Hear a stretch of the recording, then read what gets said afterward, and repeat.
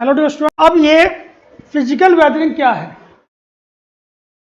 Physical weathering को मैं लिखता हूँ हिंदी में भी, क्योंकि कुछ डिप्लोमा स्टूडेंट्स भी यहाँ पे हमारे होंगे। भौतिक, यह है आपका रासायनिक,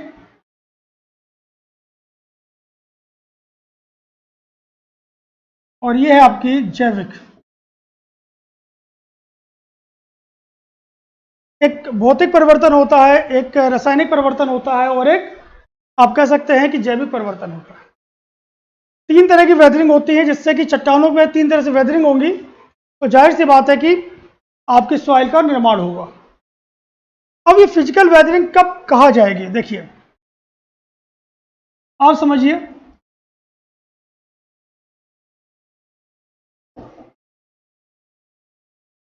फिजिकल वेदरिंग, यहां से सवाल कैसे आते हैं? तो क्या है फिजिकल वेदरिंग? भौतिक परिवर्तन की जब बात करते हैं तो यहां पर ताप और दाब की बात करते हैं। ताप मतलब तापमान, दाब मतलब आपका प्रेशर। तो जब बात करते हैं टेम्परेचर और प्रेशर की, चट्टान पर टेम्परेचर और प्रेशर का जब दबाव पड़ता है तो चट्टान टूटती है, बिखरती है, और फिर मृदा का निर्माण होता है। तो आप कहते हैं यहां पर कि जो आपके पास चट्टान है, यहां पर ये जो रॉक है आपके पास, इस रॉक में जब भी कभी भी फिजिकल वेदरिंग, मतलब PW लिखूंगा मैं, फिजिकल वेदरिंग होगी, जब कभी भी इसमें फिजिकल वेदरिंग होगी तो यहां पर जो भी सॉइल का निर्माण होगा, वो निर्माण क्या होगा? अलग तरह की सॉइल का निर्माण होगा। नाम बताऊंगा मैं आगे, ठीक है।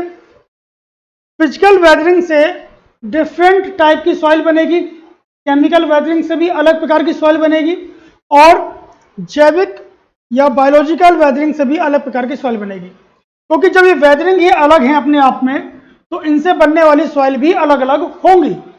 यहीं पर कॉन्सेप्ट छुपा हुआ है कि कौन सी सॉइल किस प्रकार की वेदरिंग से बनती है। ये एक सवाल बहुत आए हुए हैं। ब्लैक सॉइल कैसे की वेदरिंग, किस वेदरिंग से बनती है? रेड सॉइल किस वेदरिंग से बनती है? ह्यूमस किस सॉइल से बनती है?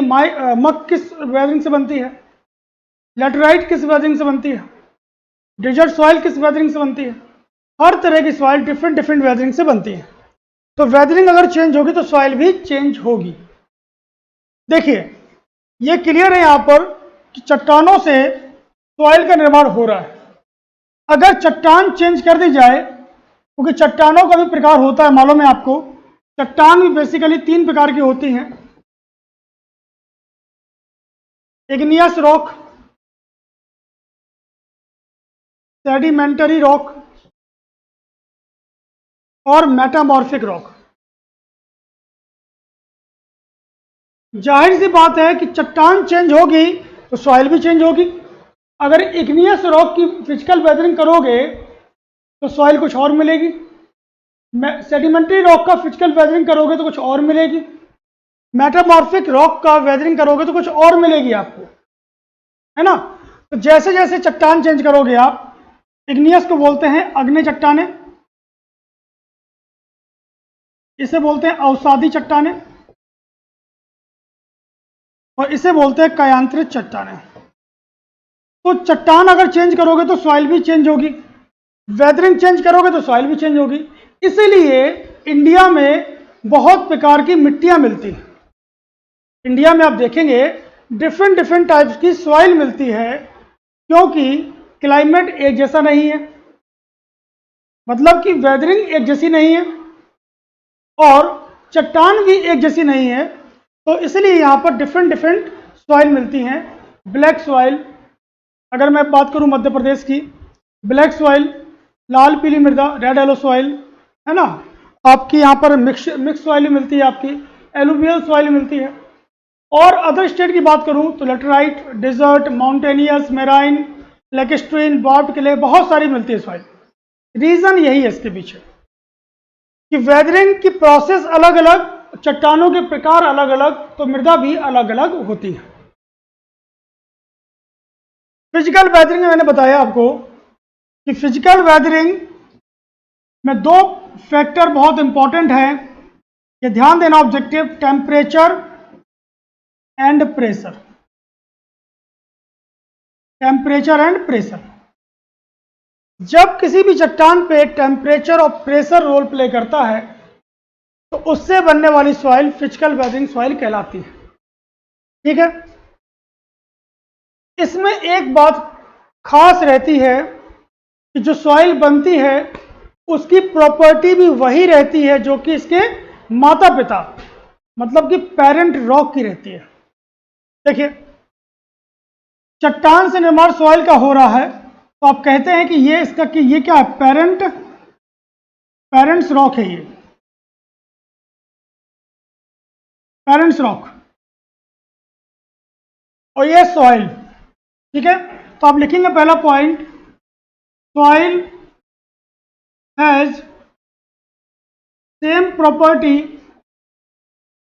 Soil has same property as parents rock. जो प्रॉपर्टी रॉक की होगी वही प्रॉपर्टी इसकी होगी, सॉइल की भी होगी। किस कंडीशन में? फिजिकल वेदरिंग में ये सवाल आ चुका है ऑब्जेक्टिव। क्यों? क्योंकि यहां पर टेम्परेचर और प्रेशर रोल प्ले करते हैं। अच्छा देखिए, अगर आप अपने घर में आपने देखा होगा कि दूध जो है, मिल्क को अगर आप बहुत गर्म करते हैं, ठीक है, उसके बाद भी दूध ही रहता है, फिर आप उसको ठंडा कर देते हैं, आइसक्रीम जमा दिया फ्रीजर के अंदर, तब भी दूध ही रहता है वो, क्योंकि वापस अपनी उसी पोजीशन में आके दूध बन जाता है। ठंडा होने के बाद या ठंडे से गर्म होने के बाद वो दूध ही रहता है। मतलब जैसे आप टेम्परेचर प्रेशर बढ़ाओगे उसकी प्रॉपर्टी में कोई चेंज नहीं आएगा। लेकिन केमिकल प्रोसेस में क्या होता है, केमिकल वेदरिंग में क्या होता है कि प्रॉपर्टी चेंज हो जाती है। अगर उसी दूध में आप नींबू डाल दें, अब वहां पर केमिकल प्रोसेस होगा और वो दूध से दही बन जाएगा, और दही की और दूध की प्रॉपर्टी क्या है, अलग अलग है। ये चीज कहां पर होता है, केमिकल वेदरिंग में। फिजिकल वेदरिंग में ऐसा नहीं होता, यहां पर प्रॉपर्टी सेम होती है। ठीक है, एग्जाम्पल के तौर पे आप लिखते हैं यहां पर ब्लैक सॉइल, काली मृदा, रेड सॉइल। ठीक है, ये इसके आपके एग्जाम्पल है। Black soil, red soil are the example of physical weathering. अब किताबों में देखेंगे, अगर आप अच्छे अच्छे कोचिंग के नोट्स भी देखेंगे तो वहां पर यह लिखा है कि ब्लैक सॉइल जो है वो आपकी केमिकल वेदरिंग से होती है, ये बात लिखी हुई है। लेकिन उसके पीछे तथ्य नहीं बताते कि क्यों लिख दिया गया, और ये एक तरह से गलत भी है, क्योंकि आगे बताऊंगा मैं आपको कि ब्लैक सॉइल को केमिकल वेदरिंग नहीं लिखना चाहिए उसको, लेकिन ब्लैक सॉइल को केमिकल वेदरिंग लिखते हैं। क्यों लिखते हैं ये भी रीजन दूंगा, और लिखना सही क्यों नहीं है ये भी रीजन दूंगा मैं आपको। तो आपने देखा ब्लैक सॉइल और रेड सॉइल, अब समझते हैं कैसे। देखिए,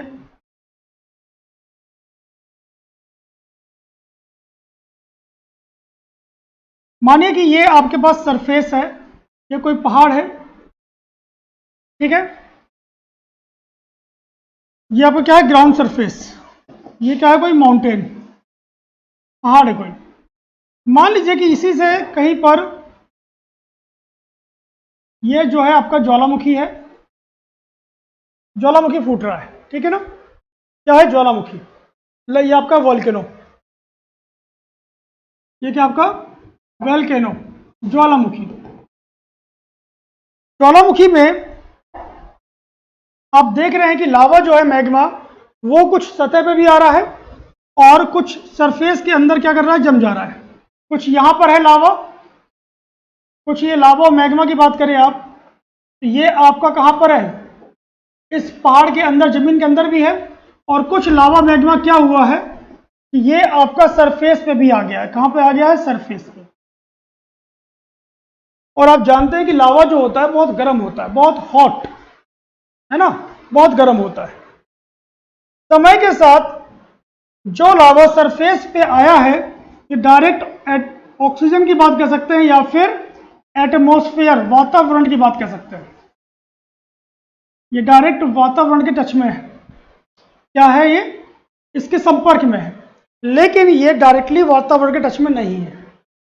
अब समय के साथ ठंडा हो गई, भाई लावा सरफेस पे आ गया, गरम गरम लावा, समय के साथ क्या ठंडा होगा, ठंडा होगा तो बताइए जल्दी ठंडा कौन सा होगा? जल्दी ठंडा वो होगा जो सरफेस के या एटमॉस्फेयर के टच में है, संपर्क में है। ये देर से ठंडा होगा। ठंडा होने के बाद यहां पर एक चट्टान का निर्माण होगा जिसे आप कहेंगे बेसाल्टिक रॉक। क्या कहेंगे? Basaltic rock. ठंडे होने के बाद जो चट्टानों का निर्माण होगा क्या होगा? Basaltic rock. यहां पर ठंडा होने के बाद जो चट्टानों का निर्माण होगा वो कहलाएगी आपकी ग्रेनाइट रॉक। क्या कहलाएगी? ग्रेनाइट। बुंदेलखंड का पठार, ग्रेनाइट और नीस की चट्टानें कहाँ है? जमीन के अंदर। तो ये ठंडी हुई, ये भी दोनों लावा से बनती हैं, दोनों मेग्मा से बनती हैं, दोनों ही ज्वालामुखी के एरप्शन से बनती हैं। ज्वालामुखी के एरप्शन से बनने पे क्या हुआ कि दो प्रकार की चट्टानों का निर्माण हुआ। एक हुआ आपका ग्रेनाइट का और एक हुआ निर्माण किसका? बेसाल्टिक रॉक का। ये दो प्रकार की रॉकों का क्या हुआ? यहाँ पर चट्टानों का निर्माण हुआ। ये समझ में आया? वो चट्टान से मृदा बननी है। जब दो चट्टानें अलग अलग हैं तो जाहिर सी बात है कि दोनों से मिट्टी भी अलग अलग बनेगी। लेकिन आप देखिए यहां पर हुआ क्या है। यहां पर कौन सी वेदरिंग हुई है? स्टार्टिंग में लावा क्या है? हॉट। बाद में क्या हो रहा है? कूल। ठंडे से गर्म हो रहा है, कहीं ना कहीं टेम्परेचर काम कर रहा है। यहां पर क्या काम कर रहा है? टेम्परेचर। यहां भी क्या है? स्टार्टिंग में लावा क्या है? हॉट। बाद में क्या हो रहा है? ठंडा हो रहा है, कूल। तो यहां भी कहीं ना कहीं टेम्परेचर क्या कर रहा है? टेम्परेचर और प्रेशर क्या कर रहे हैं? काम कर रहे हैं। Temperature and pressure. कौन सा प्रेशर? यहां भी टेम्परेचर और प्रेशर। कौन सा प्रेशर? Atmospheric pressure. एटमॉस्फेयर में जो वातावरण से जो एटमॉस्फेरिक प्रेशर है, वायुमंडलीय दाब, वायुमंडल के संपर्क में है चट्टाने लावा, तो उसका दाब और टेम्परेचर की वजह से एक चट्टान बनी जो कि क्या है? बेसाल्टिक और ग्रेनाइट रॉक। समझना भी इसके आगे। जब इसका डिसइंटीग्रेशन होगा, किसका? बेसाल्टिक रॉक का, तो यहां पर बनेगा आपका ब्लैक सॉइल। क्या बनेगी? Black soil. और ग्रेनाइट का होगा तो अब बोलेंगे आप रेड सॉइल। तो अब यहां लिखिए, यहां एक चीज लिख सकते हैं आप यहां पर, ऑब्जेक्टिव के लिए इंपॉर्टेंट है, ये लिख लीजिए, इसको नोट को कर लीजिए।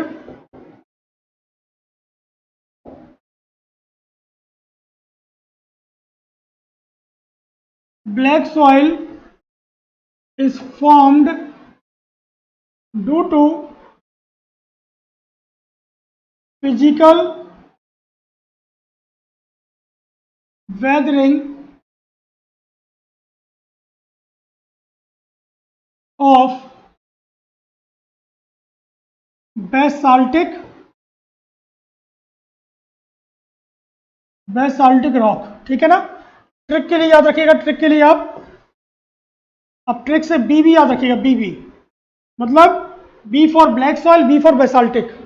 ओके, ध्यान देना इस बात को। बी भी याद रखिएगा, बी से बेसाल्टिक, बी से ब्लैक। बी सॉइल से क्या होता है? बेसाल्टिक बनती है, बेसाल्टिक से बनता है black soil. Second point, red soil is formed due to physical weathering of granite soil। ये दो पॉइंट इंपॉर्टेंट ऑब्जेक्टिव के लिए कि रेड सॉइल का फॉर्मेशन कैसे होता है? फिजिकल वेदरिंग से। किस चट्टान से? तो ग्रेनाइट से। अगर ये सवाल अगर आप किताबें ढूंढने बैठ जाएंगे, आप जितनी भी मार्केट में किताबें हैं, जो भी नोट्स मार्केट में हैं, अगर आप उसमें ये देख लें कि रेड सॉइल का निर्माण कैसा होता है जो सिविल इंजीनियरिंग के लिए चल रही है मार्केट में, ठीक है ना, उनमें आपको इसका जवाब नहीं मिलेगा कि रेड सॉइल का फॉर्मेशन कैसे होता है। रेड सॉइल का फॉर्मेशन कैसे होता है, इसका जवाब नहीं मिलेगा। ठीक है? लेकिन अब ध्यान देना कि रेड सॉइल ग्रेनाइट से है और ब्लैक सॉइल किससे है, बेसाल्टिक से।